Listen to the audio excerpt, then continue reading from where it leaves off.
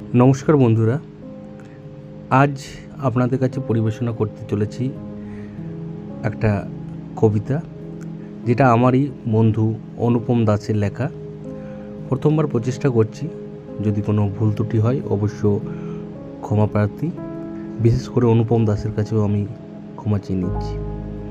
তো পাঠ করতে চলেছি একটা ফিরে আসার গল্প। ফিরে আসার গল্প, কবি অনুপম দাস। একটা ফিরে আসার গল্প লিখব, ফিরে আসা সন্ধ্যা টাইপ। তুমি পড়বে এবং আমাকে ব্লক করবে, কারণ তুমি ফিরে আসতে চাও না।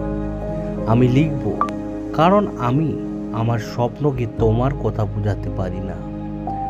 মানুষ স্বপ্নকে কন্ট্রোল করতে পারে না, আমিও পারি না।